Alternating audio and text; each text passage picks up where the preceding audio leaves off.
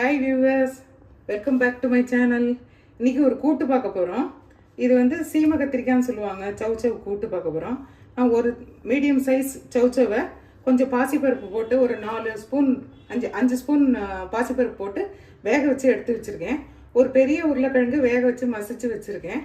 இது தக்காளி பேஸ்ட்டு, கடுகு, ஜீரகம், கருவேப்பிலை, தேங்காய் வந்து ஒரு 3 ஸ்பூன், அப்புறம் பச்சை மிளகா விதையை எடுத்துகிட்டு ஒரே ஒரு பச்சை மிளகா வச்சுருக்கேன். எப்போதுமே விதையை எடுத்துகிட்டு யூஸ் பண்ணுங்கள், ஏன்னா விதை வந்து அல்சர் பண்ணும். அதனால் விதையை எடுத்துகிட்டு யூஸ் பண்ணலாம். அதனால தான் விதையை எடுத்து வச்சுருக்கேன். இந்த தேங்காயை உடச்சிட்டு கீறிட்டு நான் அந்த ப்ரௌன் பார்ட்டை நான் எடுத்துருவேன். எடுத்துகிட்டு அதை தூர போட மாட்டேன். அதை அரைச்சி கொஞ்சம் தண்ணி விட்டு மிக்சியில் அரைச்சி நம்ம வந்து ஆயில் பாத் எடுக்கும்போது உடம்பு தேய்ச்சி குளிச்சாக்க நல்லது. அதனால் அது மாதிரி யூஸ் பண்ணிக்குவேன். அதனால் தேங்காயை இப்படி எடுத்து சின்ன சின்ன பிட்டாக கட் பண்ணி ஜிப்லாக் கவரில் போட்டு நான் ஃப்ரீசரில் வச்சுருவேன், அப்பப்போ எடுத்து யூஸ் பண்ணிக்கிறதுக்கு. நீங்களும் இதை ட்ரை பண்ணி பாருங்கள். இப்போ இந்த கூட்டை எப்படி செய்யலாம்னு நம்ம பார்க்கலாம். அதுக்கு முன்னாடி இந்த தேங்காயும் பச்சை மிளகாயும் நம்ம அரைச்சிக்கலாம். இப்போ மிக்சியில் இந்த தேங்காயும் பச்சை மிளகாயும் போட்டிருக்கேன். இப்போ இதை நான் அரைச்சிட்டு வரேன். தேங்காயும் பச்சை மிளகாயும் அரைச்சிட்டேன். இது தண்ணி விட வேண்டாம், நம்ம அரைக்காத கூட்டு தான் செய்ய போகிறோம்.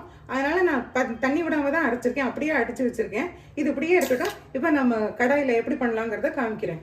இப்போ கடாயில் 1 ஸ்பூன் தேங்காய் எண்ணெய் விட்டுருக்கேன். இந்த கூட்டுக்கு தேங்காய் எண்ணெய் விட்டால் நல்லாயிருக்கும், அதனால் நான் தேங்காய் எண்ணெய் விட்டுருக்கேன். இப்போ கடுகு போடுறேன், 1 ஸ்பூன் கடுகு போடுறேன். இப்போ கடுகு வெடிச்சிருச்சு. நான் கருவேப்பிலை போடுறேன். போட்டுட்டு ஜீரகம் போடுறேன், 1/2 ஸ்பூனு. நல்ல வாசனையாக இருக்கும். இப்போ இந்த சவுச்சவ் வேக வச்ச தண்ணியை மட்டும் தனியாக எடுத்து வச்சுருக்கேன். ஏன்னா மிக்சியில் கழுவி ஊற்றுறதுக்கு அந்த தண்ணியை யூஸ் பண்ணிக்கலான்னு நான் தனியாக எடுத்து வச்சுருக்கேன். இப்போ இந்த காயை அதில் சேர்க்கலாம்.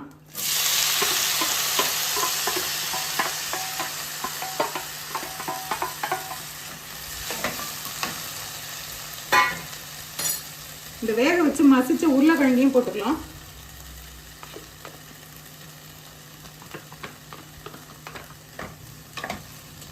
உருளைக்கிழங்கை எப்போதுமே வேக வச்சுட்டு நீங்கள் உள்ளே வச்சுட்டிங்கன்னா உங்களுக்கு கேலரி குறையும்.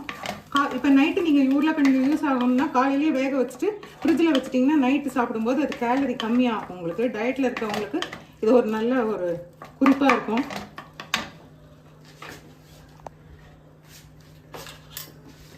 பேஸ்ட்டு போடுறேன்.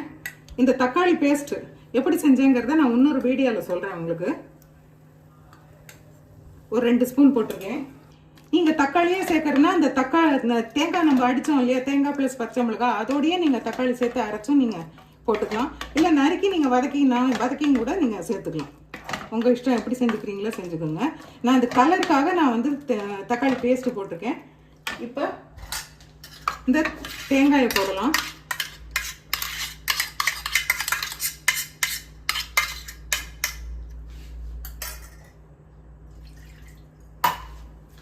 போட்டுட்டு ஒரு தடவை கிளறி விடுங்க. இப்போ மிக்சியில் இந்த காய் வேக வச்ச தண்ணியை நான் கழுவி அதை ஊற்றிக்கிறேன்.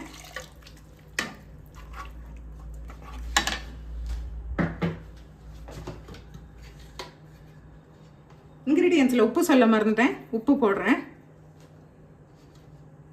உங்கள் வீட்டுக்கு தேவையான அளவுக்கு நீங்கள் உப்பு போட்டுக்கோங்க. பச்சை மிளகாய் போட விருப்பம் இல்லாதவங்க நீங்கள் மிளகாத்தூளும் சேர்த்துக்கலாம். இன்னும் கொஞ்சம் தண்ணி விட்டுக்கிறேன்.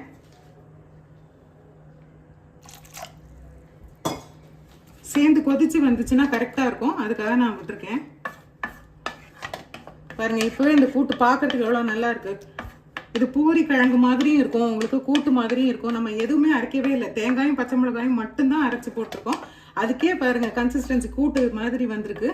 இப்போ கொஞ்சம் பெருசு பண்ணி மூடிட்டு இதை ஒரு 3 மினிட்ஸ் கொதிக்க விடலாம். ஏன்னா ஆல்ரெடி வெந்த காய், அதனால நம்ம ஒரு 3 மினிட்ஸ் கொதிக்க விட்டா போதும். இப்போ 3 நிமிஷம் ஆயிடுச்சு, திறந்து பார்க்கலாம்.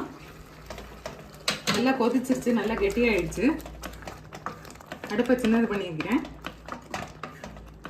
நான் சப்பாத்தி தான் இன்னைக்கு செய்ய போகிறேன், அதுக்காக தான் நான் இந்த மாதிரி கூட்டு பண்ணியிருக்கேன். அதனால இந்த கன்சிஸ்டன்சிலேயே நிறுத்துறேன். நீங்கள் சாதம்னா இன்னும் கொஞ்சம் கெட்டி ஆக்குறதுனா ஆக்கிக்கோங்க, அது உங்கள் விருப்பம். நான் இந்த ஸ்டேஜில் நிறுத்துறேன், ஏன்னா ஆஃப் பண்ணால் அது கொஞ்சம் கெட்டி ஆகும்.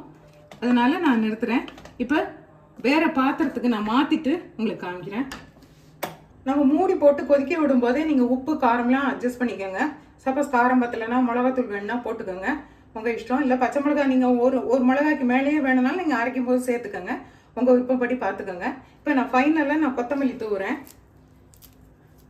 பாருங்கள், கூட்டு பாருங்கள், நம்ம எதுவுமே அரைச்சி விடலை, உருளைக்கிழங்கு தான் சேர்த்தோம். அது நம்ம மசிச்சு சேர்த்ததுனால நம்ம வந்து அரைச்சி விட்ட கூட்டு மாதிரியே இருக்கு பாருங்க. வெறும் யாருமே நம்ப மாட்டாங்க, வெறும் தேங்காயும் பச்சை மிளகாயும் மட்டும்தான் அரைச்சி போட்டிருக்கோம் அப்படின்னு சொன்னா யாருமே நம்ப மாட்டாங்க. இது மாதிரி நீங்க வந்து புடலங்காயில செய்யலாம், நீங்க எல்லா நீர்காயிலையும் நீங்க பண்ணலாம், சொரைக்காயில பண்ணலாம், ரொம்பவே நல்லா இருக்கும். நீங்க செஞ்சு பாருங்க, ட்ரை பண்ணி பாருங்க, எப்படி இருக்குன்னு கமெண்ட்ல போடுங்க.